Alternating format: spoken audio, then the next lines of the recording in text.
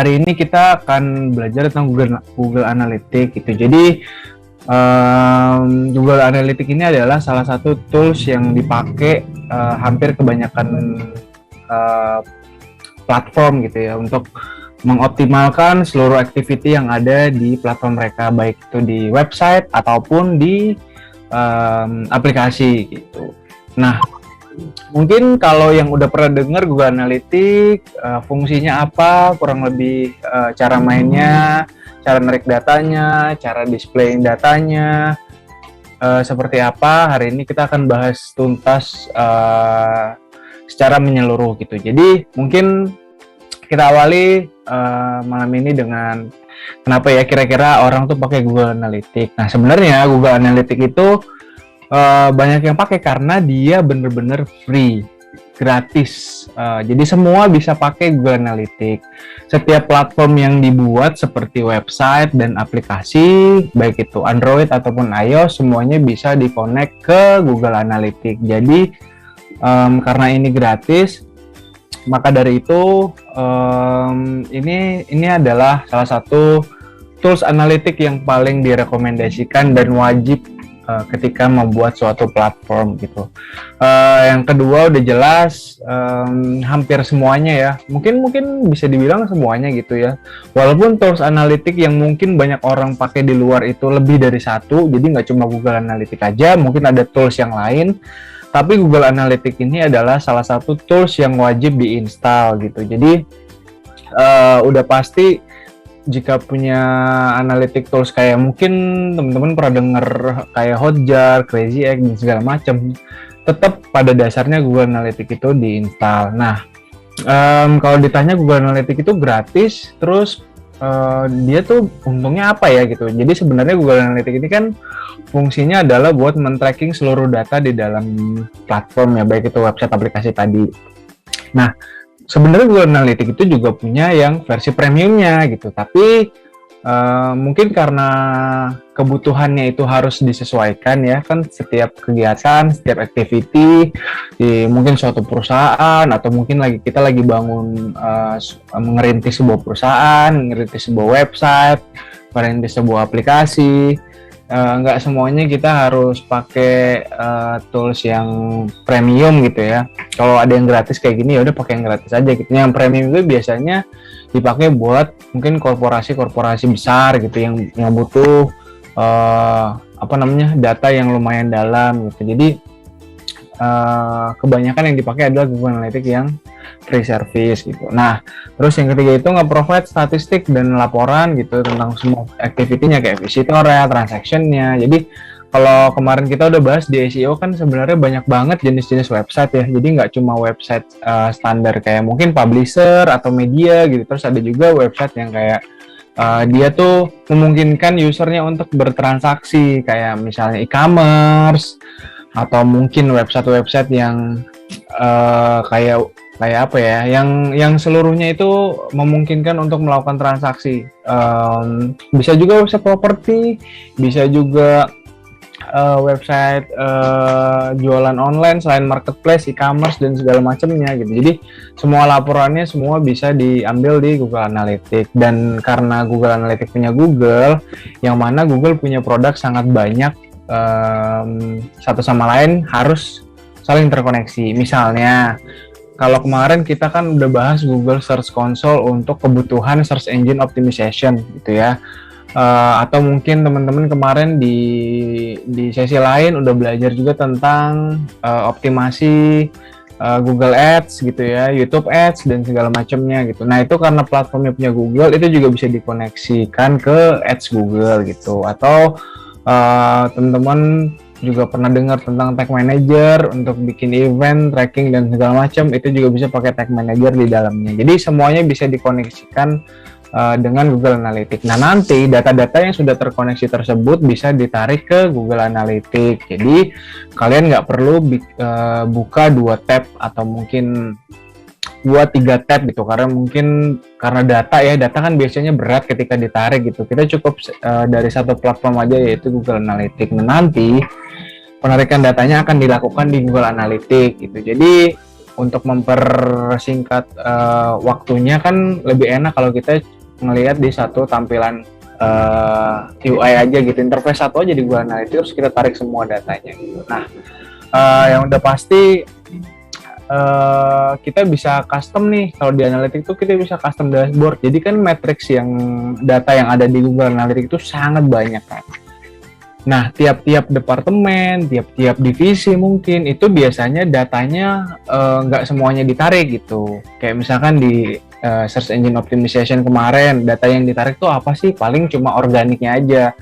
Kayak organic visitor, organic user, organic session, organic average time gitu. Jadi semuanya itu tergantung kebutuhan. Nah, di Google Analytics ini sangat memungkinkan buat melakukan custom detail, baik itu nanti datanya mau kita bikin yang sederhana ataupun yang deep atau detail banget, itu bisa semuanya di Google Analytics. Tergantung kebutuhan. Makanya biasanya rata-rata setiap departemen itu punya akses tersendiri buat Google Analytics. Makanya biasanya dari adminnya nih, mau dong di-share dong buat si ini dari sosmed, si ini dari SEO, si ini dari tim engineer, si ini dari mana gitu. Nah, itu sangat memungkinkan buat melakukan reporting data gitu. Mungkin data yang di Google Analytics ini nanti akan di-compare dengan tools lain misalnya. Itu juga sangat memungkinkan. Maka dari itu Google Analytics ini sangat direkomendasikan buat semuanya. Oke, ini kecepatan. Nah, Google Analytics sebenarnya kalau banyak ditanya orang, kira-kira Google Analytics itu selain buat narik data itu apalagi ya? Karena kan Google Analytics itu cara narik datanya cuma dari activity gitu, dan mungkin datanya sebenarnya nggak 100% benar gitu ya, nggak exact gitu. Ada beberapa hal yang nggak bisa ditarik, kayak misalkan mungkin kita mau cari salah satu data spesifik seperti device, kita mau narik juga misalnya gender gitu ya, ini male apa female gitu. Datanya ada, tapi itu nggak 100%. Misalnya kondisinya adalah dari 100 traffic, yang kebaca gendernya itu cuma 80% misalnya. Kenapa? Karena 20%-nya bisa aja dia login di private mode misalnya, terus dia nggak login, nah kayak gitu-gitu. Jadi datanya memang bisa detail spesifik, tapi nggak bisa 100% atau datanya exact sesuai dengan real time-nya gitu. Tapi kurang lebih datanya ini bisa dijadikan acuan sebagai strategi. Makanya Google Analytics itu dipakai buat nggak cuma buat nge-collect data, nggak juga cuma buat narik-narikin data, tapi kita juga bisa display, kita juga kita bisa menentukan strategi kita ke depan hasil dari analisis data yang udah kita tarik. Semuanya itu untuk plan sesuai waktu yang sedang ditentukan gitu. Jadi intinya adalah Google Analytics itu bisa dipakai buat next strategi kita apa gitu setelah apa yang sudah kita lakukan sebelumnya. Mungkin misalnya ada strategi yang kita lakukan kemarin, terus kita lihat datanya di Google Analytics ternyata kok nggak works ya. Oh ya udah, berarti kita ganti. Misalnya kalau misalkan kita punya website, kita nargetin kita pembaca kita di Jakarta gitu, otomatis kita ngelakuin segala effort kan, kayak misalkan kita promoin di Jakarta, terus kita nulis kontennya tentang Jakarta, terus nanti setelah kita bikin strategi tersebut, kita eksekusi, ternyata kok hasilnya Surabaya ya kotanya, di datanya based on analytics misalnya. Terus berarti ini ada yang salah nih dari sisi strategi. Nah, ini juga salah satu hal yang bisa dimanfaatin di Google Analytics. Jadi intinya adalah Google Analytics ini sangat berfungsi buat menentukan strategi kita ke depan. Jadi kalau kita udah punya arah, kita lihat datanya, kita lihat bisnis apa yang lagi berjalan, ketika di tengah jalan kita lihat datanya berubah, kita bisa merubah model bisnis based on data yang kita punya gitu. Karena balik lagi, kalau bisnis kita itu sudah punya sesuatu arahnya nih, terus tiba-tiba di tengah jalan semuanya itu tidak berjalan dengan baik gitu based on datanya, tapi datanya itu memungkinkan kita buat pivot ke ranah yang lain, itu why not yang kakak ya? Yes. Sorry. Suara kedengaran kan ya dengan baik ya? Oke, kita lanjut ya. Jadi Google Analytics ini sebenarnya ada beberapa matriks yang sering banget dipakai gitu. Mungkin kalau ngelihat di Google Analytics itu menunya ada banyak banget, ada dalam banget, ada menu, ada sub menunya sub menu gitu. Jadi intinya adalah ada matriks yang paling sering dipakai, yaitu di sini ada kayak acquisition, ada behavior dan conversion. Nah, acquisition itu sebenarnya gimana caranya kita tuh mengakuisisi orang, mengakuisisi pengguna, mengakuisisi visitor, siapapun itu yang kita target gitu. Jadi intinya adalah di acquisition itu kita bisa lihat nih seberapa banyak user-user yang sudah kita akuisisi. Nah, channel-channelnya apa aja sih yang masuk di acquisition, itu nanti kita akan bahas. Tapi kurang lebih intinya acquisition itu kita bisa tahu ini user kita, tahu kita masuk ke kita dari mana aja gitu. Jadi intinya adalah ya udah kita tahu, karena kita tahu ini user masuknya dari mana, kita bisa nentuin strategi, kita bisa optimize dari sisi mananya aja gitu. Kayak misalkan dari sosmednya dari mana nih yang gede, sosmednya kan sosmed banyak ya. Ada Facebook, ada Twitter, ada TikTok, ada Instagram. Nah, kira-kira dari semua sosmed ini mana yang kira-kira kencang. Nah, terus kita juga bisa lihat dari effort yang kita lakukan ini mana yang paling works dari strategi yang sudah kita lakukan. Nah, itu salah satu matriks yang ada di acquisition. Nah, kalau behavior kita bisa lihat kira-kira user kita itu seperti apa gitu. Detail-detailnya tuh lebih detail lagi lah daripada acquisition gitu ya. Kalau acquisition kita cuma tahu sourcesnya aja, sumbernya aja tuh dari mana aja tuh masuknya. Nah, kalau behavior itu kita bisa tahu orang-orang yang sudah masuk ke kita itu behaviornya atau latar belakangnya itu kayak gimana sih, orangnya itu kayak siapa aja, interestnya kemana aja gitu. Jadi misalnya kita lagi jualan baju cowok atau baju cewek gitu ya, fashion gitu, terus tiba-tiba ini ada orang yang masuk ke kita tapi dia interestnya ke sport gitu. Kenapa ya? Possible nggak sih kalau kita bikin fashion baju cowok dan cewek terus kita jualan yang sport juga gitu, karena kita punya users yang ngelihat kita, yang visit kita itu interestnya ke sport gitu. Nah, itu memungkinkan atau enggak ya, berapa persen kalau emang memungkinkan. Terus nanti bisa jadi itu dijadikan strategi. Kalau emang nggak jalan ya udah tentukan langkah selanjutnya. Tapi kurang lebih dari data yang ada di analitik kita bisa tahu sedalam itu, bahkan sampai device pun kita bisa tahu. Nah, biasanya hal-hal yang dalam ini memang tidak seluruhnya dipakai. Kenapa? Karena tergantung kebutuhan bisnisnya. Nah, kalau kita narik data sedalam itu, kalau emang kita nggak terlalu relate sama strategi bisnisnya, itu akan sangat kesulitan karena data yang ditarik ini terlalu banyak, terlalu kompleks. Tapi intinya di behavior itu kita bisa tahu kira-kira orang visit di halaman website. Kalau website misalnya ya, contoh di website itu halaman apa aja, halaman banyak banget. Misalkan kalau websitenya adalah e-commerce gitu, e-commerce itu kan sangat-sangat banyak ya. Ada halaman, misalnya halaman home-nya, terus nanti ada halaman produknya, halaman katalog, terus kalau misalkan nanti bikin halaman promo, halaman promo itu ada apa aja sih di dalamnya, terus nanti di halaman detail lagi, nanti halaman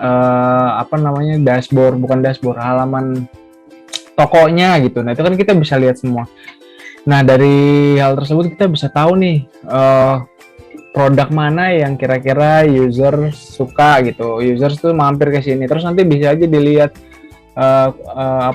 berapa banyak orang yang melakukan transaksi gitu. Nah, jadi dari situ behavior kita bisa lihat. Nah,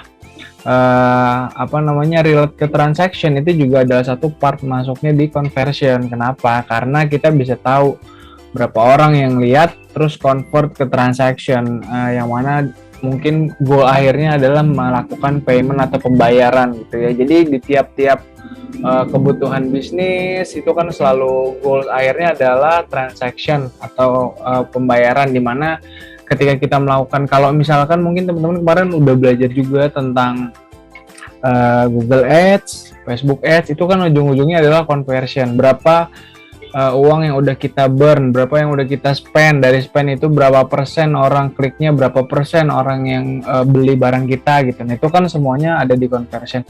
Nah, di Google Analytics itu bisa ngelihat seluruh conversion yang sudah kita lakukan di dari seluruh effort yang sudah kita lakukan sebelumnya gitu. Kayak misalkan kita udah bikin apa namanya campaign iklan misalnya di apa namanya di Google Ads gitu ya, kita bikin YouTube Ads, kita bikin search engine marketing, beli keyword, terus kita juga bikin Facebook Ads. Nah terus kita lihat nih conversionnya berapa, budgetnya berapa persen, harganya berapa yang dikasih Google gitu, kita bidding berapa gitu. Jadi conversion ini karena sudah terkoneksi di Google Ads, seperti yang tadi kita bilang bahwa ketika datanya atau platform ini sudah terkoneksi, kita bakal bisa lihat keseluruhan datanya gitu. Jadi dari sisi budget yang kita sudah keluarkan, kita bisa lihat tuh dari data berapa yang sudah terconvert dari jadi transaction atau jadi dari goals yang sudah kita tentukan, targetnya berapa dan segala macamnya gitu. Kalau misalkan kita ngomongin bisnisnya, sebenarnya dari tadi kita udah bahas bahwa ada beberapa jenis platform yang bisa dilihat gitu ya, jenis dari apa ya, mungkin bilangnya dari satu platform itu nanti dia punya beberapa channel gitu ya. Misalnya publisher gitu ya, publisher itu berarti kita bisa sebut dia adalah kurang lebih kayak website yang kayak online media lah, dia tuh produksi konten, nge-publish konten terus-terusan itu. Nah mereka sebenarnya mungkin target utamanya jelas lah nge-akuisisi visitornya untuk membaca seluruh kontennya gitu. Jadi salah satu model bisnisnya misalnya platform kayak media online kayak IDN Media misalnya ya. IDN Media itu kan punya website, punya apps juga kan. Jadi gimana caranya supaya misalnya goal akhirnya adalah setelah user membaca terus dia download aplikasinya misalnya kayak gitu. Jadi datanya bisa kita lihat di Google Analytics gitu. Terus ada juga kayak e-commerce misalnya, udah jelas ya kalau e-commerce kan rata-rata dia pasti ke aplikasi kan. Jadi selain punya website, platformnya dia juga pakai aplikasi yang mana biasanya rata-rata seluruh activity-nya dikerjain dalam tanda kutip user tuh agak dipaksa bertransaksi di aplikasi. Kenapa? Karena bedanya aplikasi dan website adalah kalau di aplikasi kita lebih enak buat ngejualnya, lebih smooth, kita lebih take control semuanya daripada website gitu. Kalau misalkan di website mungkin secara apa ya dibilangnya secara bisnis, website tuh sebenarnya oke buat ngakuisisi user gitu, tapi pada akhirnya goal akhirnya semua akan dipindahkan ke aplikasi gitu. Nah masalahnya kalau misalkan kita bisnisnya mulai dari aplikasi dan kita nggak punya website, itu akan sangat sulit. Kenapa? Karena gimana caranya kita ngejaring user supaya download aplikasi kita, yang mana kita harus edukasi dulu kan semua orang-orang di luar gitu ya bahwa kita ini punya aplikasi. Tapi kalau kita nggak punya track record apa-apa, kita nggak punya website buat ngakuisisi, kita nggak punya website buat ngebesarin awareness kita, brand kita, siapa yang mau download gitu, gimana caranya orang mau download gitu.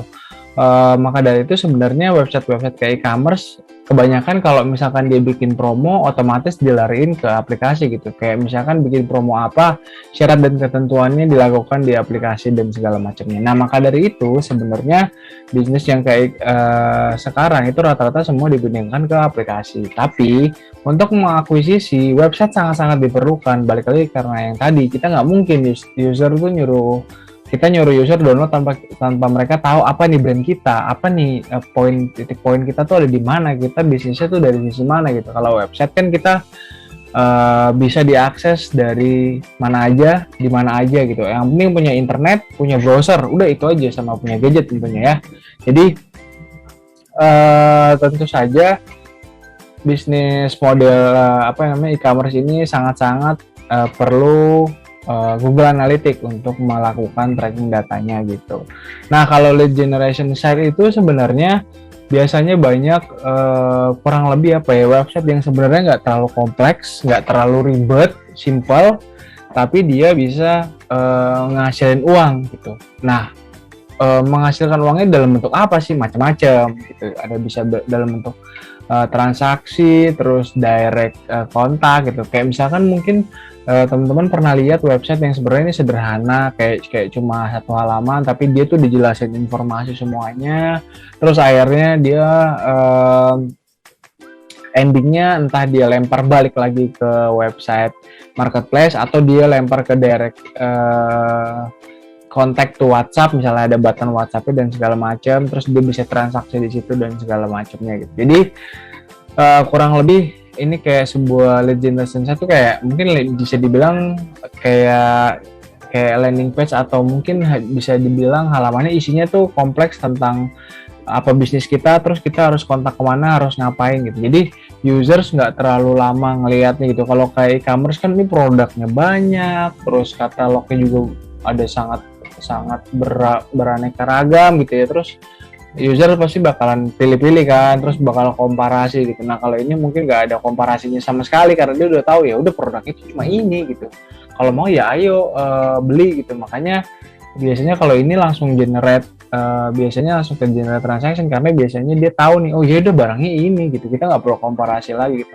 Kalau di e-commerce kan kita bisa aja bikin banyak tab gitu ya. Kalau website ini harganya berapa, tipe ini harganya berapa, kalau di sini berapa, di sini berapa, ini promonya apa promonya, terus kalau dikurangin promo berapa, kalau ini free ongkir, kalau ini enggak, nah kayak gitu kan. Jadi datanya semua bisa kita tarik di Google Analytics. Nah gimana sih cara Google Analytics kerja? Nah biasanya Google Analytics itu cuma menarik seluruh informasi yang ada di website berdasarkan tracking code yang ada di dalam website. Maka dari itu kita yang awal menginstal Google Analytics di sebuah platform, jangan lupa ini tuh di make sure bahwa seluruh tracking code-nya si Google Analytics itu ada di seluruh halaman website ataupun aplikasi. Jadi kalau misalkan teman-teman bikin halaman website baru, terus landing page, kalau punya promo page misalnya, jangan lupa ini ditambahin juga Google Analytics tracking code-nya, karena banyak kejadian kalau dia bikin landing page baru biasanya tracking code-nya nyangkut atau nggak ikut tuh ke websitenya atau ke apps-nya gitu. Jadi dipastikan saja bahwa tracking code-nya ada gitu. Nah, kalau teman-teman punya bingung gimana cara bikinnya, yang penting teman-teman udah punya Gmail aja sih buat bikin account-nya gitu. Jadi intinya adalah kalau misalkan sudah keinstall, websitenya udah jadi, udah live, nanti biasanya akan ada data real time-nya tuh, berapa yang lagi akses saat ini, sumbernya dari mana, kalau dia dari SEO atau organik kata kuncinya apa, kalau dari sosmed dia ketahuan sosmednya apa. Jadi semuanya bisa kedetek dengan baik di Google Analytics. Nah, dengan tracking code itu biasanya dia bakal tahu nih seluruh matriks yang disediakan di Google Analytics berdasarkan real yang dilakukan oleh users. Tapi kalau misalkan di Google Analytics ini balik lagi kayak yang tadi, bisa aja datanya tuh nggak kehit dengan baik. Biasanya misalnya ada beberapa kasus kayak internetnya lambat, nah belum ngehit, belum kelot, itu udah websitenya udah di refresh ulang lagi sama orangnya, kenapa ya lemot gitu. Nah biasanya ada trouble di situ, Google Analytics-nya nggak ngehit. Tapi bisa juga kasusnya ternyata dia udah ngehit setengah, jadi udah kebaca. Nah balik lagi, intinya datanya tetap bisa dipakai buat sebagai acuan gitu kalau misalkan kita melakukan atau membuat suatu platform. Nah, tracking code ini biasanya diletakkannya supaya nggak jauh, dia ditaruh di header atau footer. Kenapa? Karena biasanya header dan footer itu adalah kalau di bahasa pemrograman atau di bahasa atau di ketika kita bikin website inilah ya, ketika kita bikin website, header dan footer itu biasanya nggak keganggu. Kenapa? Karena header dan footer sifatnya sama, statik gitu ya. Nah kalau misalkan kita taruh di halaman body, bisa aja itu karena dynamic, terus diubah scriptnya, ngubah segala macamnya, terus hilang tracking code-nya. Nah maka dari itu yang sangat direkomendasikan ditaruh di header. Nah dari tracking code tersebut kita bisa cari data sedalam-dalamnya. Kayak misalkan tadi kan kita udah bahas ya, Google Analytics itu bisa narik device-nya apa, bisa narik language-nya apa, location-nya apa, browser type-nya apa, operating system-nya apa, dan traffic source-nya, which is acquisition sources-nya. Kita bisa lihat itu semuanya. Nah, data-data ini adalah data yang bisa ditarik di Google Analytics ketika sudah melakukan implementasi tracking code di platform. Nah, gimana cara install tracking code? Kalau yang udah pernah tahu, sebenarnya tracking code itu ditaruh di header yang dulu kita bahas. Terus kita untuk beberapa platform kayak misalnya teman-teman pernah pakai WordPress, misalnya kalau bikin website, baik itu corporate site atau artikel blog atau media gitu, itu biasanya tetap ditaruh di header. Kalau di WordPress itu ada plugin namanya insert header footer. Sebenarnya ada dua cara sih, bisa pakai insert header footer plugin atau langsung tempel di hardcode-nya gitu. Tapi kalau misalnya teman-teman biasanya nggak paham tentang hard coding gitu ya, hardcode ini taruhnya di mana, scriptnya di mana, pakai plugin insert header and footer sebenarnya udah cukup jelas menjelaskan bahwa ini taruh di sini posisinya di mana, dan kita bisa cek langsung di real time dengan view source di websitenya apakah tracking code-nya sudah terinstall dengan baik atau belum gitu. Jadi intinya create aja dulu account-nya, bikin dulu adminnya, terus nanti pilih setup propertinya, pilih tracking code-nya, langsung tempel di dalam website. Nah, nanti kita akan coba demoin si tracking code ini kayak gimana sistem implementasinya. Nah, kurang lebih ini adalah tampilan dari sisi Google Analytics adminnya. Nah, dari sini kita bisa lihat nih tracking code-nya kurang lebih kayak gini. Ini kayak cuma kurang lebih sama sih kayak kemarin yang kita bahas. Kalau di Google Search Console itu kita bisa lihat satu baris gitu ya. Kalau ini mungkin satu bundle script gitu ya, kumpulan script isinya tentang tracking code. Nah, tracking code ini ada kodenya, kayak misalkan ini ada Universal Analytics atau UA 1526 bla bla bla. Nah, ini kodenya bisa dimasukin ke dalam website gitu. Kalau misalkan ada plugin di WordPress gitu ya, kalau teman-teman pakai WordPress biasanya dia nggak perlu memasukkan scriptnya, tapi cukup memasukkan tracking ID-nya aja gitu. Tapi dengan gitu tetap harus di make sure ya bahwa ini sudah terinstall dan terpanggil dengan baik. Karena kalau misalkan kalau plugin ya balik lagi, karena kita pakai open source, WordPress kan open source, terus pluginnya juga open source, jadi semuanya buatan manusia. Jadi kita tetap harus memastikan, bisa aja ada error kan tetap. Jadi kita tetap harus cek ke real site-nya bahwa ini sudah terimplementasi dengan baik. Atau kalau mau langsung cek bisa aja masuk ke dashboard analytics.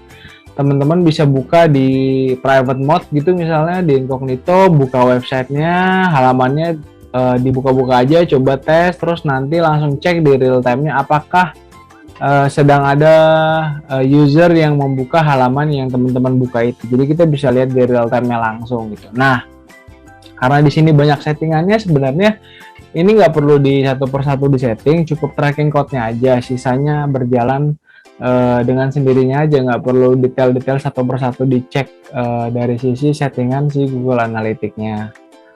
Nah, setup analitiknya sebenarnya kurang lebih kayak gini ya teman-teman tampilannya. Ini ketika kita bikin account, kita masukin aja nama account-nya, nama website-nya, jangan lupa sama URL-nya. Karena nanti URL ini dipakai sebagai verifikasi data untuk Google Analytics bahwa tracking code itu ada di situ. Jadi nanti dia akan memastikan bahwa website ini tracking code-nya ini. Jadi tetap harus diisi termasuk industri kategori dan reporting time zone-nya.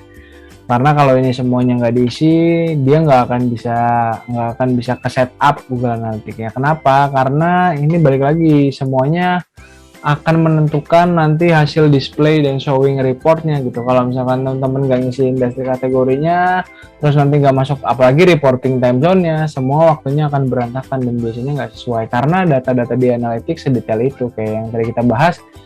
Bahkan kita bisa cek per jam orang akses apa aja, jam segini orang akses apa aja, berapa orang yang akses di jam tersebut. Jadi kita bisa tahu nih kayak mungkin website apa gitu ya, musik ini diaksesnya di jam berapa sampai jam berapa kita tahu. Jadi misalkan kita suatu saat kita mau bikin promosi apa, kita akan targeting dan akan munculin campaign atau iklan kita di jam tersebut. Maka dari itu sebenarnya balik lagi yang tadi, Google Analytics ini bisa berfungsi buat penentu strategi kita ke depannya. Nah, karena ini Google Analytics setup, nanti kita juga akan praktek gimana caranya Google Analytics ini diinstal.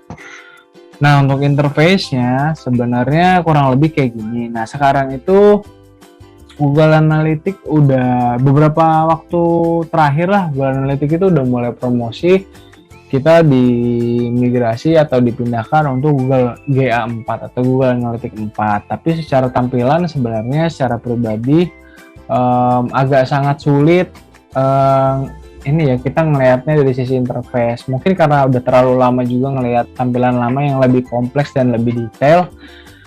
Walaupun memang sekarang kita masih bisa lihat Google Analytics yang versi lama dashboardnya seperti apa gitu.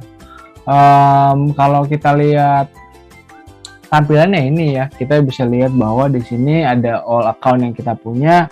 Kita bisa lihat propertiesnya kita taruh di mana, sama viewsnya di mana. Nah, kenapa ini bisa banyak, satu account tuh bisa bikin banyak? Karena ini tuh biasanya disesuaikan dengan kebutuhan users. Nah, banyak banget users yang kayak kita lah. Contohnya kita mau bikin halaman website, terus kita mau bikin landing page khusus di bulan tertentu misalnya. Kita mau bikin microsite, katakanlah ini website cuma aktif di bulan Ramadan aja gitu ya. Kita aktifin websitenya di bulan Ramadan, terus datanya kita mau pisahin gitu. Makanya kita dengan account yang sama, maka kita bisa pisahin properties tracking code-nya gitu. Jadi data yang kita ambil di Ramadan itu udah pasti lebih enak, kita narikin datanya lebih jelas ketimbang kita jadikan satu dengan properti utama gitu. Jadi maka dari itu satu account tuh bisa banyak properti dan mungkin bisa banyak ininya juga ya, data yang kita tarik gitu. Kalau ini ada 3 tab di kiri account, di tengah misalnya kita mau pakai landing page itu mau kita bikin dalam bentuk directory atau subdomain tersendiri itu juga tidak masalah. Makanya itu sebenarnya tergantung dari kita apakah analitiknya ini mau disatukan atau dipisah. Nah, untuk account setting kurang lebih ini kita akan coba nanti praktekin. Mungkin kalau cuma teori agak-agak sangat sulit ya jelasinnya, kalau cuma jelasin aja gitu. Intinya adalah di Google Analytics ini kita bisa ngelihat seluruh data yang kita butuhkan gitu ya. Ini seperti yang sudah kita bahas tadi. Intinya adalah tracking ID-nya harus pastikan terpasang dengan baik gitu. Terutama kalau misalkan teman-teman di aplikasi. Nah, aplikasi itu kan sangat memungkinkan buat kita melakukan update atau penambahan apa gitu. Kalau misalkan aplikasi website gitu ya, misalnya udah live ya udah live gitu ya, kita harus cek ulang gitu. Kalau kayak aplikasi kan kita rilis lagi, upload lagi di app konsol misalnya. Terus kalau misalkan aplikasi kan balik lagi ya, enaknya adalah rata-rata ada QA atau QC-nya kan, kita bisa lihat apakah ini sudah terimplementasi dengan baik atau tidak. Karena kalau emang tiba-tiba ada bermasalah, otomatis datanya hilang dan semuanya akan berimpact sama data yang sudah kita kumpulkan sebelumnya gitu. Karena semua data yang kita tarik kan kita kadang-kadang kita udah bikin rumusnya nih segala macam, ternyata tiba-tiba error, itu satu akan menimbulkan domino efek ke data-data yang lainnya gitu. Nah, di Analytics juga memungkinkan user permission. Ini balik lagi ke yang tadi ya, karena rata-rata semua divisi atau departemen itu membutuhkan akses ke Google Analytics.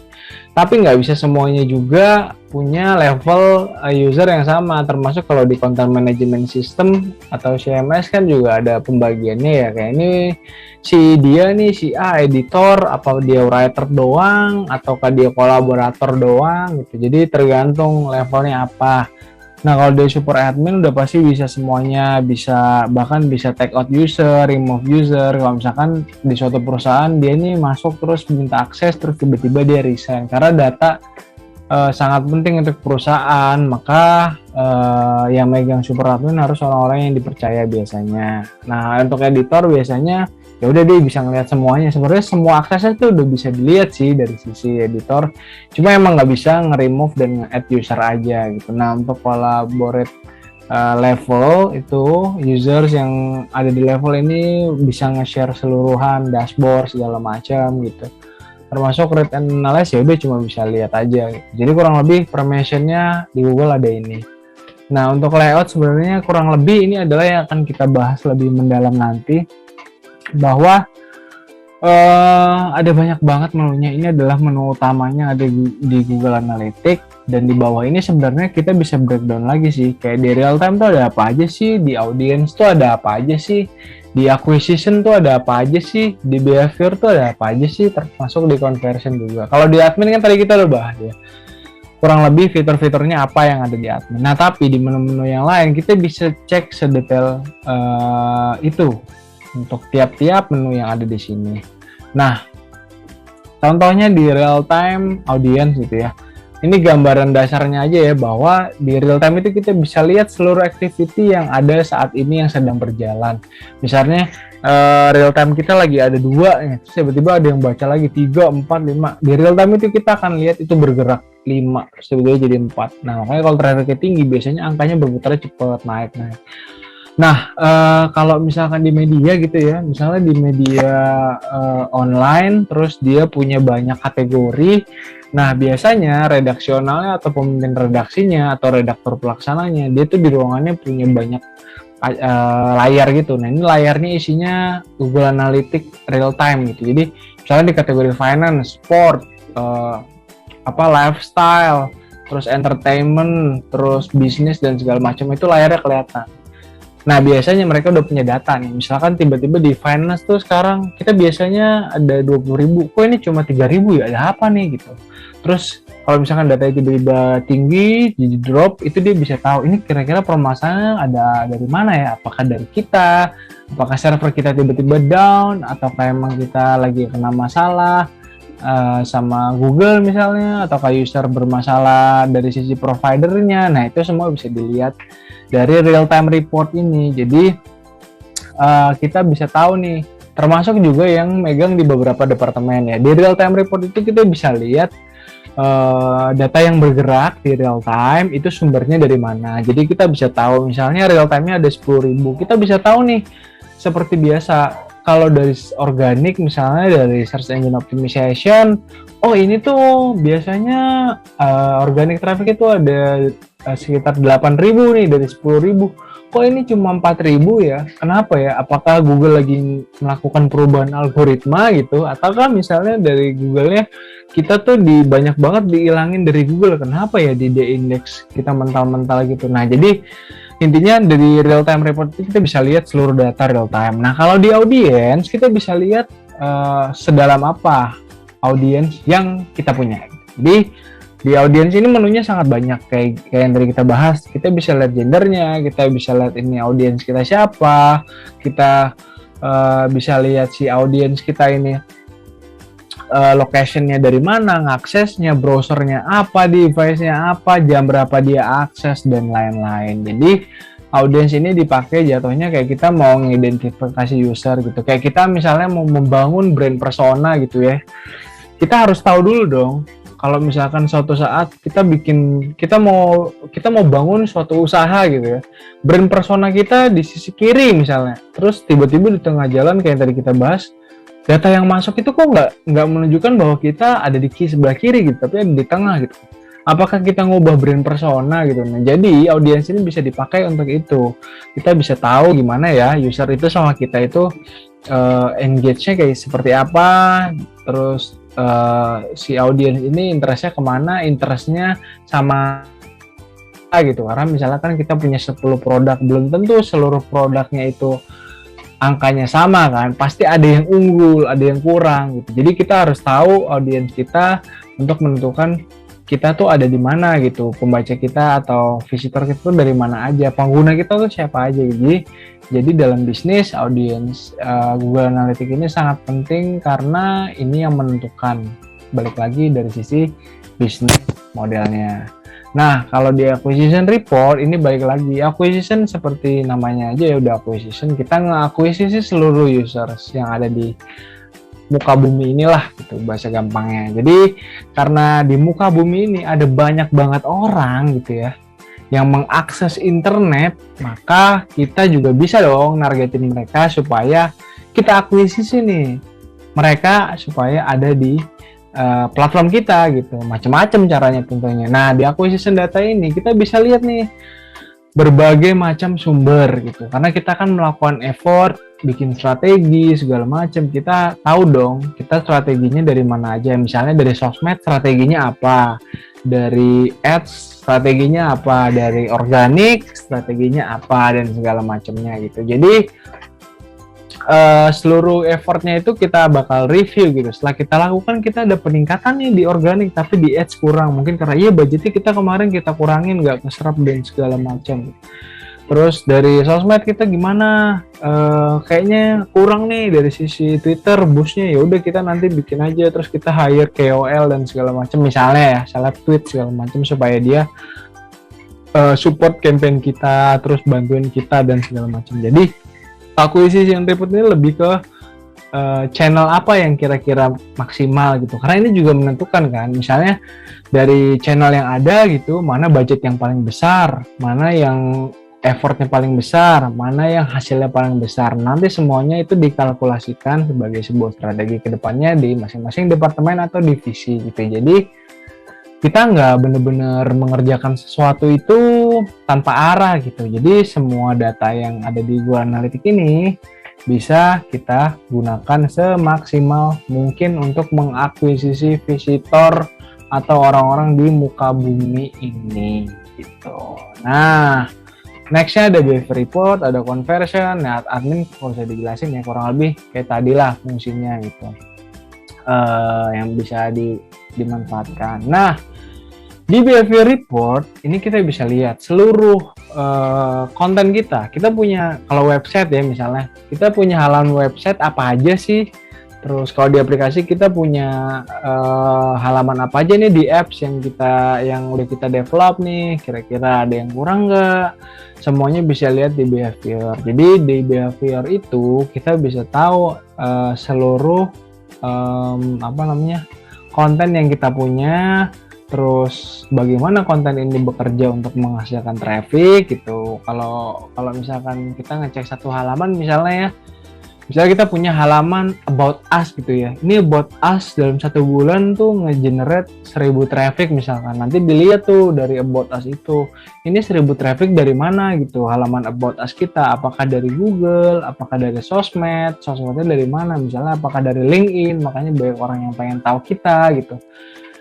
Kita bisa tahu nih konten-konten yang halamannya tinggi. Nah, halaman tinggi itu kita bisa juga tentukan kan, for the next strategis kita, apa yang bakal kita lakukan untuk mendongkrak halaman yang sedang kita optimasi gitu. Jadi intinya di behavior itu kita bisa sortir tuh, kita bisa report yang biasanya ditampilkan dari behavior adalah kira-kira top halaman apa nih yang ada di website. Misalnya dalam 1 bulan terakhir gitu ya, di monthly report teman-teman, kita showing data top 10 artikel atau top 10 halaman website gitu ya. Kalau yang memang websitenya bukan nggak ada artikelnya, top 10 landing page gitu ya. Kalau yang teman-teman punya banyak campaign atau mungkin agency gitu ya, mana yang kira-kira paling oke performanya. Nah, nanti kita bisa lihat juga ini oke ini sumbernya dari mana aja ya. Kita bisa cari lagi nih dengan custom channelnya, apakah ini dari organik, ataukah dari paid, ataukah dari sosmed. Kita bisa lihat semuanya. Jadi strategi yang sudah kita lakukan tidak terbuang sia-sia. Kita tahu apa yang kita lakukan, apakah kita sudah on the track atau keluar dari track. Itu semuanya ada di behavior report, termasuk kita juga bisa lihat interestnya kemana gitu. Jadi seluruh halaman detail dari satu halaman website atau satu halaman screen di aplikasi, kita bisa tahu orang itu ngubek-ngubek halaman tersebut itu sumbernya dari mana saja gitu.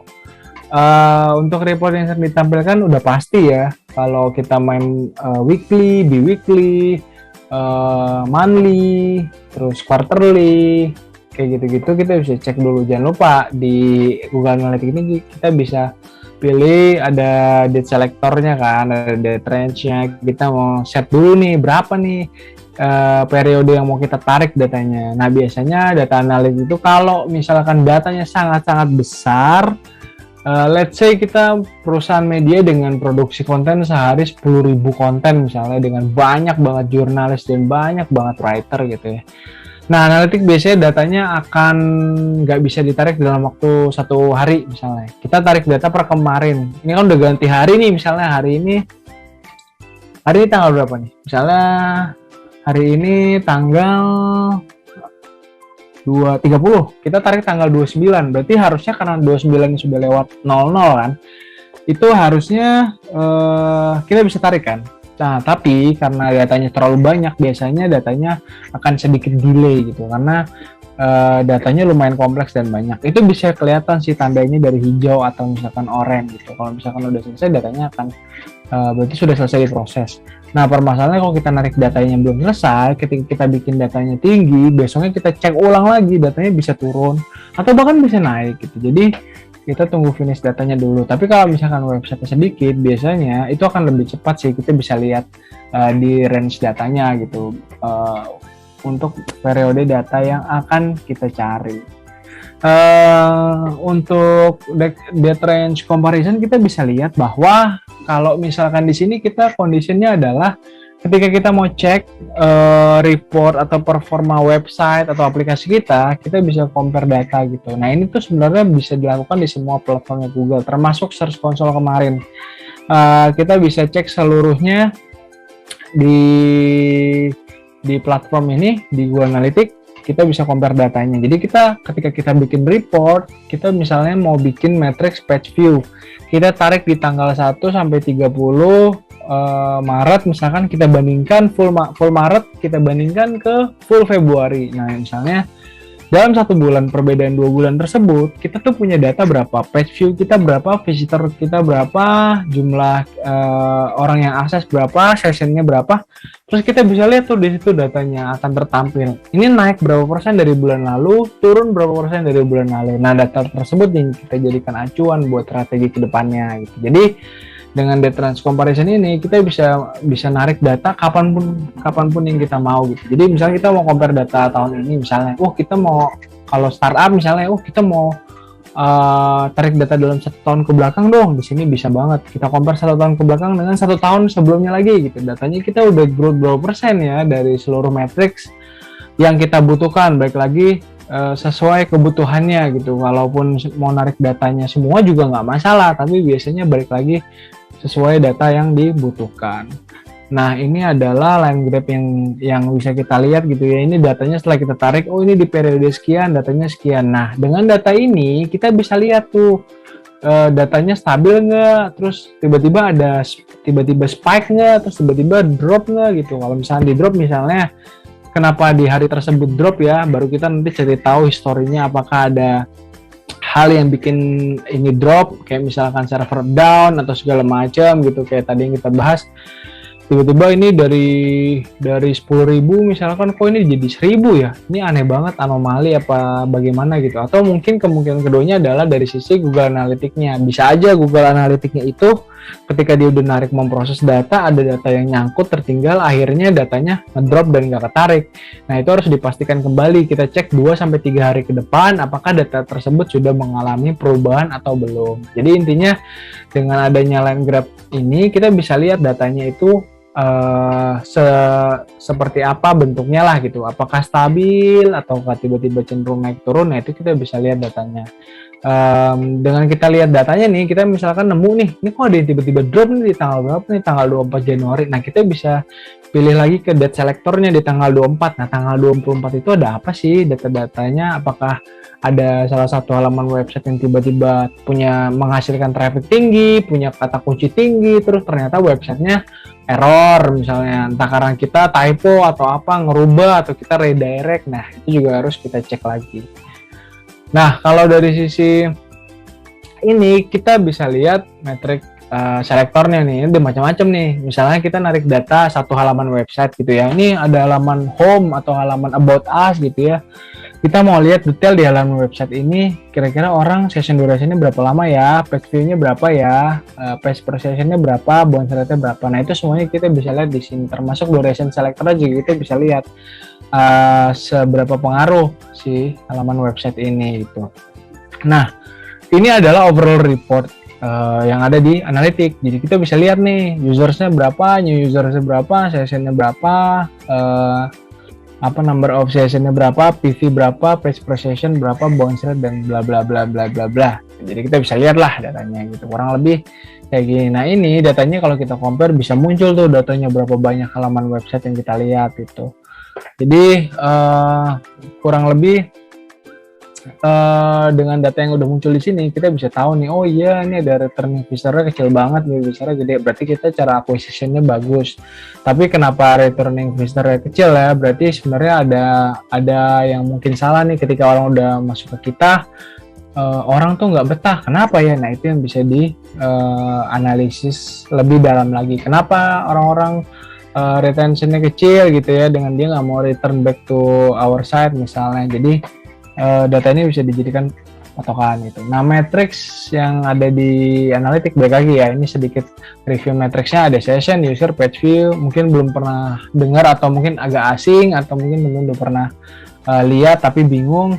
Ini ada beberapa hal kayak session, total number dari sessionnya gitu ya. Session tuh biasanya durasinya sekitar 30 menit gitu. Jadi contohnya teman-teman buka website MySkill, misalnya buka MySkill di hari Jumat gitu ya, terus teman-teman sholat Jumat gitu, ditinggal tuh website masih ada, terus nanti suatu saat biasanya kalau misalkan MySkill ngecek auto load gitu ya, dia akan refresh lagi kan, terus teman-teman setelah balik dari sholat Jumat itu udah masuk ke session baru, jadi teman-teman udah masuk 2 session gitu. Nah,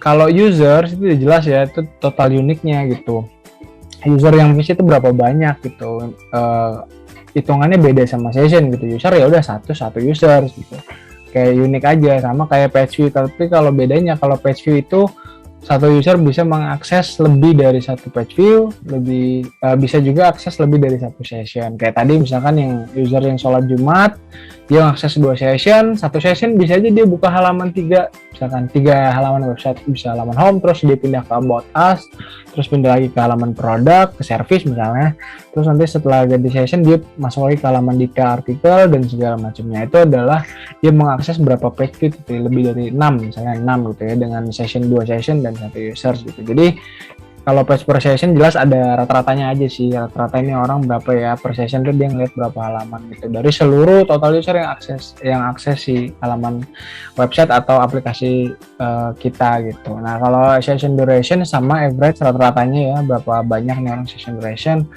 Bounce rate itu berapa orang yang rata-rata orang tuh udah masuk terus left gitu. Ini sebenarnya ada rumusan dasarnya sih, nanti kita bisa bahas detail lebih lanjut. Dan mungkin kalau teman-teman tahu dari sisi percent of new session-nya dijelas, ini persentasenya sih kayak hitungan aja sih persentasenya berapa. Nah, tapi biasanya sering dipakai itu session, user, page view yang utamanya ya, karena balik lagi tergantung kebutuhannya, apakah sosmed ataukah kalau SEO nih misalnya yang dipakai ya sessionnya misalnya, tapi sessionnya khusus session organik ya, bukan session secara menyeluruh. Oke. Untuk materi hari ini udah selesai. Mungkin kita coba sedikit review sedikit ya ke Google Analytics, biar mungkin teman-teman ada bayangan seperti apa sih tampilan Google Analytics. Nah, ini kan kayak kemarin nih ya, konsol, ini Google Search Console kita bisa konekin ke Google Analytics gitu. Nah, di Google Analytics ini kurang lebih contohnya ya, ini kita bisa lihat ini adalah Google Analytics tampilan yang lama gitu. Kalau G4 kurang lebih tampilannya nggak seperti ini. Nah, kita bahas dulu yang ini ya. Nah, di sini tuh kalau kita masuk ke home, biasanya datanya akan muncul seperti ini. Ini kita bisa lihat data dalam biasanya sih 1 minggu terakhir. Ini kita juga bisa custom di 28 hari terakhir seperti apa trennya. Berapa banyak kenaikannya, sesinya berapa persen, bounce rate-nya berapa. Ini pakai bahasa Indonesia ya teman-teman. Real time kita bisa lihat nih orang lagi baca ini dan segala macamnya gitu. Kita juga bisa lihat ini dari sisi trafficnya, sumber trafficnya itu dari mana aja yang gede nih, misalnya dari direct, dari organic search, dari referral, dari sosial media dan segala macam. Kita bisa lihat seluruh sumbernya ini jatuhnya di matriks acquisition gitu. Jadi ada berapa banyak nih sumber-sumbernya. Nah, ini kita bisa lihat MAU, WAU, sama daily active usernya, weekly, daily active users, sama money. Nah, biasanya ini juga menentukan nih kita mau pakai KPI yang mana gitu. Jadi kalau misalkan monthly, apakah produk kita itu usable for monthly active user gitu ya. Kayak misalkan ada kan jenis bisnis, misalnya kalau media gitu ya, media jelas pasti kita butuh daily active user karena kita kan targetnya per hari butuh banget baca. Terus kalau misalkan kayak education misalnya ya, apakah itu orang harus tiap hari baca tentang edukasi biasanya, ataukah orang tuh harus pakai produk kita, pakai platform kita setiap hari gitu ya, kan belum tentu juga. Nah, bisa aja dia pakai matrix yang weekly. Jadi ini adalah kurang lebih active user yang ada di platform kita. Kalau ini website ya berarti berapa orang yang aktif di website kita. Terus kalau di apps ya berapa orang yang aktif di apps kita. Termasuk ini juga retensi pengguna, kita bisa lihat nih dari total dalam kurun waktu yang kita sudah tentukan, ini berapa orang ya yang akhirnya mengakses sampai minggu ke terakhir gitu ya. Ini ada dari 100 orang misalkan nih ternyata cuma 0,4 nih. Berarti dikit banget nih orang yang akses secara rutin gitu. Jadi orang yang akses setelah akses halaman website ini terus tiba-tiba hilang, itu ternyata banyak gitu. Jadi ini adalah retensi. Nah, balik lagi, retensi itu biasanya tergantung activity yang ada di platform kita. Makanya sekarang banyak kayak mungkin tim atau departemen atau divisi yang dia tuh tugasnya gimana caranya supaya users itu lama banget di aplikasi kita, atau kalau misalkan dia udah keluar dia balik lagi ke website kita. Contohnya kalau mungkin teman-teman tahu di game misalnya ya, contoh ya Mobile Legends misalnya, gimana caranya supaya si developer game ini ngejaga usernya supaya usernya masuk terus menerus gitu. Kayak misalkan dia bikin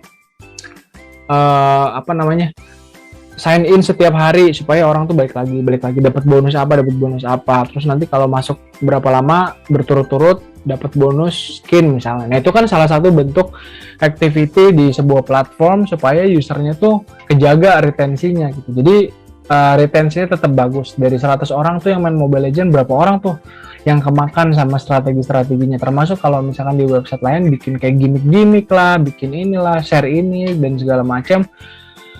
Activity komen dong di aplikasinya, terus nanti kalau udah login terus di aplikasinya nanti dia dapat reward, dapat voucher dan segala macam. Itu adalah salah satu bentuk supaya ngejaga retensinya, supaya user itu terus buka aplikasi kita atau buka website kita atau buka platform kita lah semuanya. Ini kita bisa lihat, kita bisa tahu nih, ini nih orang baca di waktu-waktu ini misalnya nih Senin, Selasa, Rabu Senin, Selasa jam 6 pagi, biasanya rentangnya 1 jam ya, 6 sampai jam 7 misalnya.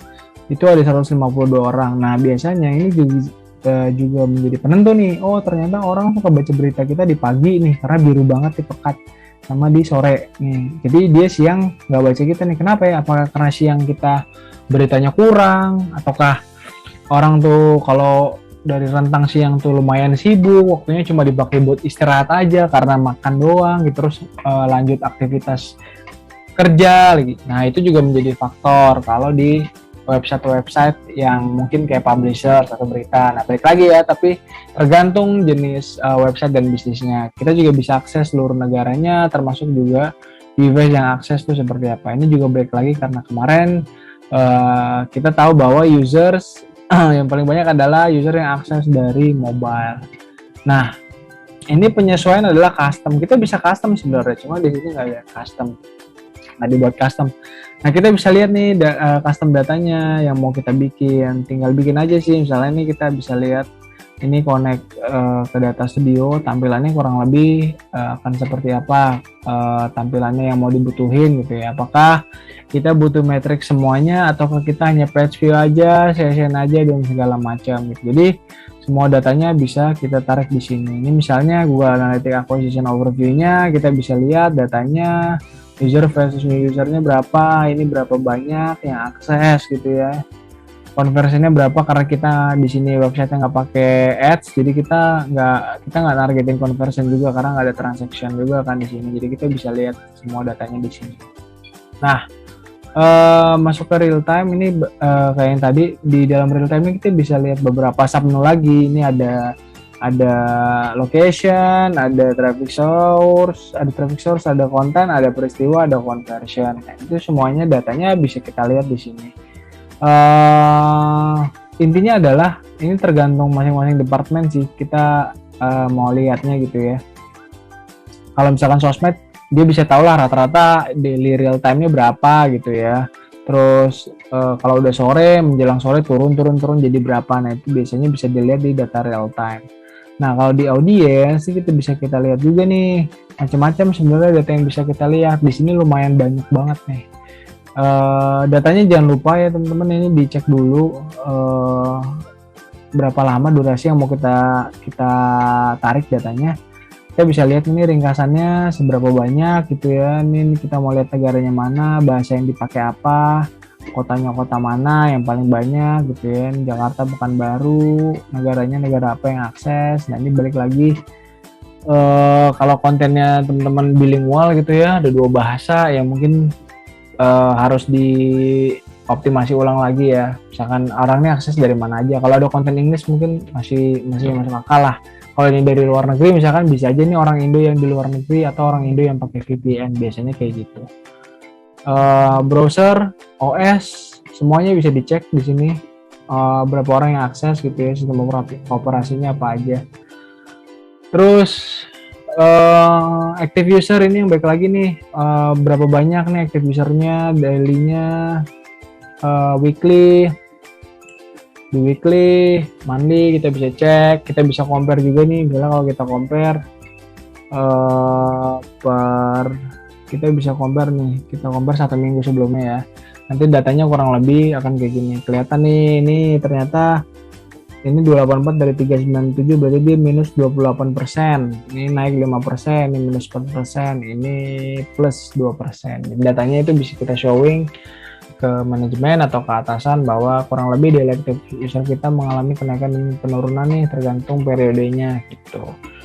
Nah, kita juga bisa lihat demografinya, usia dan gender yang bisa kita pakai di sini. Misalnya, nih kita tuh yang akses paling banyak di umur sekian gitu. Balik lagi ini akan menentukan strategi kita ke depannya. Termasuk juga gender nih, kok kita paling banyak female ya. Padahal misalnya kita nih websitenya isinya tentang cowok-cowok, tapi kenapa yang baca cewek ya? Berarti ada yang salah nih. Apakah dari konten-kontennya? Apakah karena kebanyakan entertainment? Yang mana biasanya cewek lebih suka entertainment misalnya, balik lagi. Apakah strategi kita sudah benar atau kita ada yang harus diperbarui, semuanya balik lagi tergantung dari strateginya. Nah, detailnya bisa kita lihat di sini sebenarnya. Nih, berapa banyak orang umur 25 sampai 34 tuh sekitar sekian, pengguna barunya sekian, bansretnya sekian, page processingnya sekian, durasinya 59 detik rata-rata gitu. Padahal ini website media gitu ya, artikelnya banyak, tapi orang baca nggak pernah lebih dari 1 menit. Berarti apakah beritanya terlalu singkat, ataukah beritanya kurang menarik, kata-katanya juga mungkin muter-muter gitu. Tuh balik lagi tergantung kontennya juga gitu. Nah, kalau ini kita bisa lihat nih, ini user-user kita tuh interestnya kemana. Misalnya ini kayak yang tadi nih, jangkauan kita nih orang banyak berapa persen nih yang akses, dia tuh interestnya ke sini gitu. Nah ini juga balik lagi kita bisa nentuin nih strategi kita ke depannya mau yang kayak gimana ya, based on data yang masuk ke kita gitu. Nah ini semua datanya bisa kita tarik, bisa kita ekspor ke mungkin CSV atau Excel gitu ya, atau PDF. Ini sebagai bahan presentasi kita ke atasan gitu. Termasuk location yang tadi kita bisa cek bahasanya, lokasinya. Ini juga bisa kita lihat di sini. Out user, new user, segala macam. Teknologinya kita bisa lihat juga, browsernya, iOS, jaringan. custom, tolak ukur kita bisa lihat semuanya sebenarnya, termasuk juga alur pengguna nih. Jadi kita bisa tahu bahwa ini user tuh masuknya dari mana, dia tuh masuknya ke halaman mana aja. Misalnya ya, oke, ini negaranya dari Indonesia. Oke, dia masuk ke mana nih? Misalnya dia masuk ke halaman sini. Terus dari sini nanti dia kemana? Ke sini. Interaksi keduanya kemana? Interaksi ketiganya kemana? Nah, itu tuh kita bisa lihat sampai di ini terakhir. Nah, jadi kita bisa tahu juga nih bahwa kalau misalkan kita punya halaman checkout ya, berapa orang nih misalkan checkout ada di interaksi ketiga. Nah, kita bisa lihat sebenarnya orang tuh checkout kita awalnya dari mana sih masuknya gitu. Transaksinya tuh dari mana sih gitu. Apakah dari misalkan nih Indonesia, Norway dan segala macam. Ini juga sebenarnya bisa kita custom sih. Mungkin dari mananya, browsernya, bahasanya, penyedia layanannya. Intinya kita bisa lihat sampai sedalam itu. Kan kalau teman-teman bingung nanti, karena ini kan sebenarnya menunya lumayan kompleks ya. Kalau misalkan di luar nanti teman-teman punya bisnis UMKM atau apa, terus pengen bingung nih Google Analytics caranya gimana. Terus karena hari ini kan lumayan waktunya singkat banget ya, mau tanya-tanya di luar boleh banget gitu. Ke akuisisi ini balik lagi, ini adalah matriks yang sering datanya ditarik oleh teman-teman di yang kerja biasanya di sosmed atau di SEO, karena kita bisa lihat nih berapa orang traffic direct, organik, sosial media, referral, dan yang lain. Nah, data ini bisa kita lihat nih.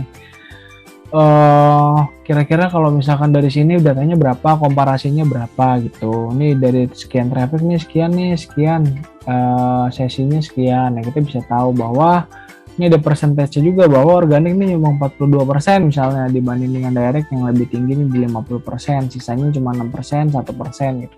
Itu datanya bisa kita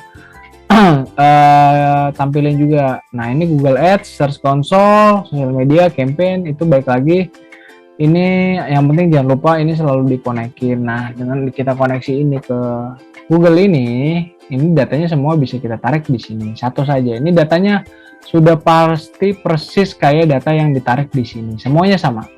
Nah, maka dari itu karena platformnya sama-sama Google, jadi bisa kita tarik di sini. Nah, ini adalah kode orange yang tadi kita bahas bahwa datanya ini belum selesai. Nah, biasanya kalau datanya udah selesai, maka dia ininya akan berwarna hijau gitu. Jadi teman-teman juga harus lihat datanya ya. Kalau datanya masih terlalu baru, biasanya emang dia nggak terlalu ini, nggak bisa langsung finish gitu. Nah, intinya adalah di menu akuisisi itu kita bisa lihat seluruh sumber akuisisi traffic yang sudah masuk ke dalam platform kita. Ini di negara juga, ada perangkat juga, ada query juga. Ini kita bisa lihat semuanya deh di menu akuisisi. Nah, kita masuk ke menu behavior. Baik lagi, ini adalah data yang paling sering dicari untuk reporting ya, bahwa ini ada beberapa halaman nih yang kita ada di top nih. Ini halaman kita, orang banyak akses di halaman ini, baca berita ini, jumlah trafficnya sekian, datanya sekian. Ini kalau kita bisa compare juga, tetap bisa di halaman ini. Cuma biasanya di halaman ini, konten situs, ini adalah halaman kita. Kita juga bisa bikin komparasi sama traffic lain. Misalnya ini kan semua pengguna, kita mau bandingkan dengan organik misalnya atau SEO. Nah, ini trafficnya bisa dilihat di sini. Nah, berapa banyak nih perbandingannya? Misalnya di artikel ini, slash ini adalah home ya, halaman home. Itu perbandingannya adalah organik dan directnya, misalnya organiknya 346, organiknya 134. Berarti dari home itu, orang yang masuk menu home dari Google itu cuma 9%, dari total 3162 misalnya gitu. Dari total 346 dia yang akses halaman home dia cuma 134. Jadi semuanya harus bisa dicek di sini. Kita bisa custom segala macam lah. Seluruh data, balik lagi ya, datanya harus yang tergantung mana yang mau ditarik gitu. Nah, intinya di behavior ini kita bisa lihat juga dimensi sekundernya. Apa kita mau lihat ini sumbernya dari mana, device-nya apa, semuanya bisa cek di behavior. Kalau yang tadi kan cek device itu adalah secara menyeluruh ya. Nah, ini lebih detailnya lagi. Ini misalnya cuma ada di halaman ini doang nih.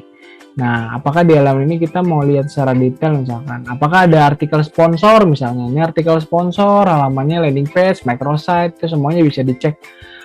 Detail halaman ini tuh apa aja sih yang akses, terus tanggal berapa aja misalnya di sini. yang mau kita tambahkan gitu, kayak media, campaign-nya, halaman landingnya, jenis trafficnya apa, ini kita bisa lihat semuanya di halaman ini nih. Misalnya direct, referral, organik nih, kita bisa lihat halaman ini. Di direct tuh ada 31, terus ini yang organik ada 1, referral ada 4. Nah kayak gitu-gitu sih kurang lebih untuk secondary dimensionnya yang bisa kita tarik dari satu halaman website. Nah kalau konversi ini sebenarnya balik lagi, ini tergantung. Kalau kita udah bikin goals, kita set goalsnya, kita bisa lihat. Tapi karena di sini nggak ada, di halaman website ini nggak ada, jadi kurang lebih. Tapi gini intinya, kalau di set goals ini, ketika kita udah set goals, misalnya kita mau targeting halaman ini, halaman celebrities nih, kita mau targeting goalsnya di halaman celebrities. Nah sumbernya kan banyak, bisa aja dari halaman home, terus langsung dia masuk ke menu celebrities, atau dia masuk dari Google masuk ke halaman detail artikel ini, dari detail artikel ini dia masuk ke halaman celebrities misalnya. Nah, baru kita bisa lihat nih set goalsnya berapa banyak yang orangnya ngikutin alur yang sudah kita set goals. Nah, semua set goalsnya itu sebenarnya bisa diatur di halaman website. Jadi tergantung teman-teman ini mau nyetingnya seperti apa. Misalnya ini kalau mau bikin set goals, ini tinggal bikin nih tujuan misalnya celebrities. Nah, teman-teman nanti bisa lihat nih di sini apakah ini halaman atau URL halaman website. Misalkan ini celebrities, ini adalah goal akhirnya, ini bisa dimasukin ke dalam sini gitu. Nah, ini semuanya nanti tinggal simpan aja kalau misalkan sudah selesai, kurang lebih seperti itu. Nah, tadi kita belum bahas instalasinya. Instalasinya kurang lebih kayak gini nih tampilannya teman-teman. Kalau misalkan udah install account baru, nanti di sini akan kelihatan tuh setelan accountnya sama setelan propertinya, termasuk juga tracking code-nya ada di kode pelacakan di sini. Ini kodenya semua bisa dimasukin ke dalam website teman-teman gitu. Oke, kayaknya untuk hari ini udah sampai situ aja. Kalau mungkin sekarang masuk ke pertanyaan aja kali ya, ada yang mau ditanya. Tak kembalikan ke Wirda ya. Halo Kak. Yap, halo. Oke, terima kasih banyak atas materi ya. Padat banget, bahkan juga tadi habisnya ada demonya juga. Ini juga ada beberapa pertanyaan yang masuk di Slido ya. Untuk pertanyaannya, aku coba. Oke. Udah aku katain sih beberapa. Oke, kita buka dulu Slido-nya ya.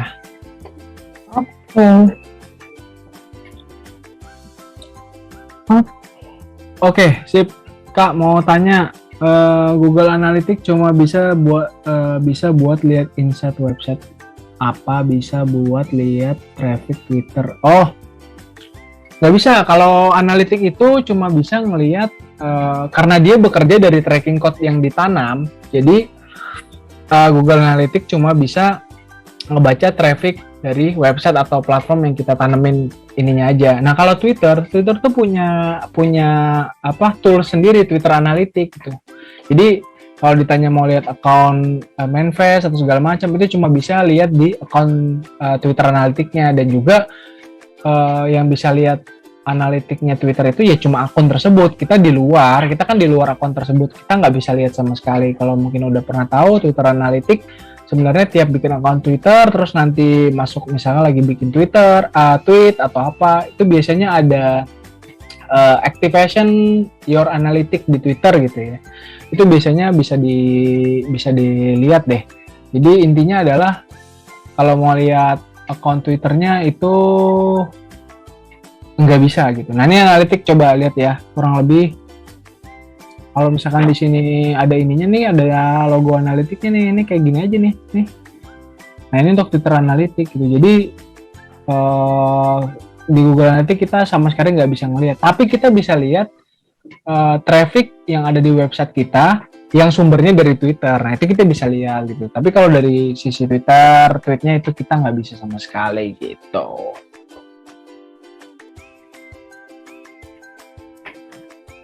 Ini yang mau nanya soal kemarin, SEO juga boleh ya. Takutnya kemarin kan ada yang mungkin nggak kejawab atau lupa gitu. Kemarin kan lumayan padat ya, jadi kejawab nggak apa-apa. Tanya lagi aja sekarang nggak apa-apa gitu. Terus Oke, Faisal. Halo malam, Faisal. Saya masih menggunakan Google Analytics yang lama. Apakah lebih baik langsung migrasi ke GA4 aja? Hal-hal apa yang harus diperhatikan ketika migrasi? Nah, sebenarnya gini, Google Analytics 4 itu sudah automatically dari Google-nya. Kita nggak perlu migrasi, nanti Google yang akan ngasih informasinya. Kecuali kita bikin account baru, biasanya dia langsung diarahin pertama ke Google Analytics 4 dulu gitu. Nah, secara tampilan sebenarnya Google Analytics 4 itu nggak terlalu jauh, cuma emang agak apa ya, mungkin agak user interface-nya lah agak berbeda gitu, yang kita bisa lihat gitu ya. Datanya sebenarnya sama gitu, tapi yang kita lihat ya kayak gini nih, misalnya ini datanya kayak gini. Jadi kalau menurut pribadiku adalah ini agak beda dan agak sulit karena datanya nggak real time, tapi dia ngeliatin dari 30 menit terakhir kayak gitu-gitu sih. Jadi sebenarnya yang harus disiapkan nggak ada, semuanya berjalan dengan sendirinya aja. Cuma adalah sekarang itu banyak banget pro kontra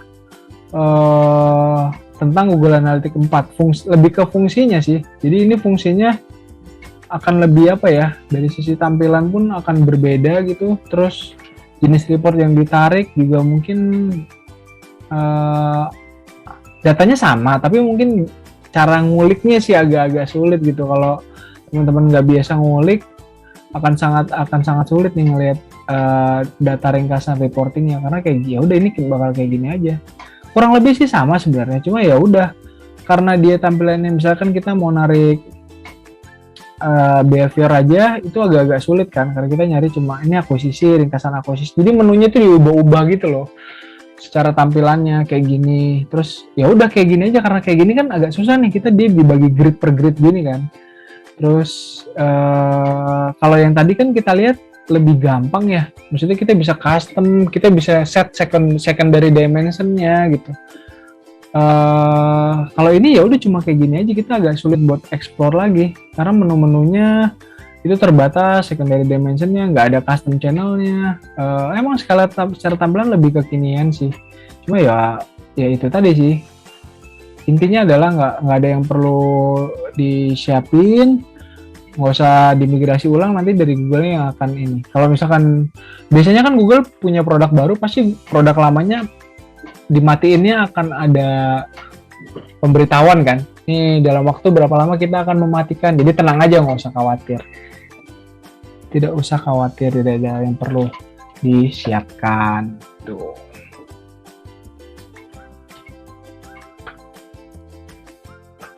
Apakah bisa disimulasikan untuk membuat dan memasukkan tracking? Oh bisa, Amanda. Ya tadi belum ya. Maaf. Jadi gini, contohnya adalah gini. Misalnya ya, ini sekali lagi ya contohnya, kita pakai yang WordPress gitu ya. Kalau pakai WordPress, kita itu misalnya ini adalah tampilan home-nya desktop dashboard-nya CMS gitu ya.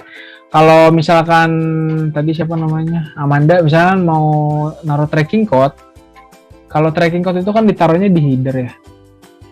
Nah ini kita bisa lihat, ini karena script. Kalau kita yang nggak punya nggak punya developer skill IT coding gitu ya, ini sebenarnya kurang lebih kan scriptnya di sini ya. Nah, di WordPress itu ada plugin namanya Insert Header and Footer gitu ya. Jadi Amanda nanti install aja header and footer. Nanti di sini tuh ada Insert Header and Footer. Header. Nah, ini Insert and Header Footer ini developernya namanya WP Beginner. Nah, nanti bisa dimasukin ke sini nih, Insert Header and Footer. Nanti akan ada 3 box. 3 box ini isinya header, body, sama footer gitu. Jadi semua script yang berhubungan dengan analitik, mau tracking platformnya analitik, mau pakai Hotjar atau segala macam, itu semua ditaruh di sini, termasuk Search Console. Caranya adalah, tadi kan kita udah buka Google Analytics ya. Nah, kita coba ulang dari awal, analitik awalnya. misalnya ya kita masuk ke Google tampilan menu analitik yang awal nih. Analitik awal sebenarnya login dulu, kita bikin akunnya nggak ada misalnya ya. Nah, kita create dulu nih akunnya. Ketika nanti udah login ke tampilan Google Analytics-nya gitu ya. Ini kita coba ganti dulu ya. Nah, nanti itu tampilannya adalah kita pertama masuk dulu ke menu adminnya gitu. Nah, menu adminnya ini nanti kita bisa create account-nya. Misalnya di sini ada mau bikin account baru, tinggal buat account aja. Nah, account barunya ini misalnya ya, contohnya ini nanti namanya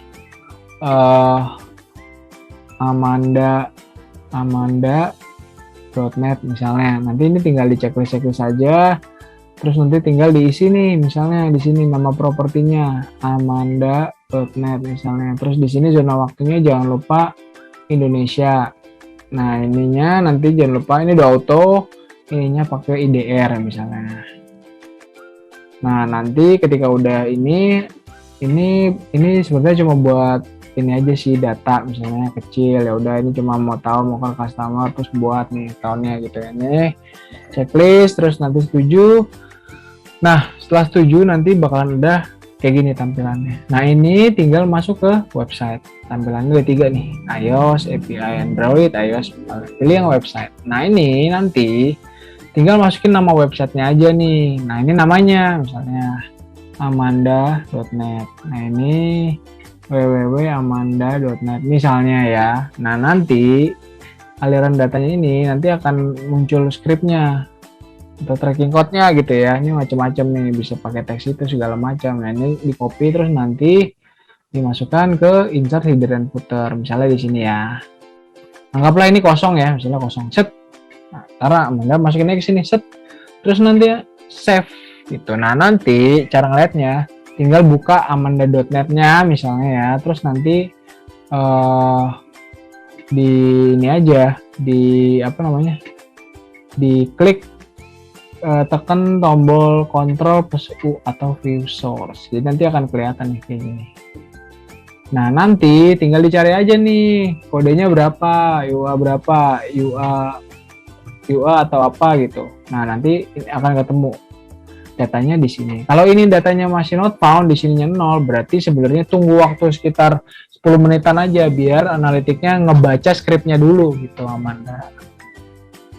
Itu sih kurang lebih kalau pakai WordPress. Kalau nggak pakai WordPress, langsung aja tempel di ininya, di codingnya, terus nanti live-in ke production, terus nanti langsung cek kayak gini, langsung akses websitenya, langsung cek skripnya gitu.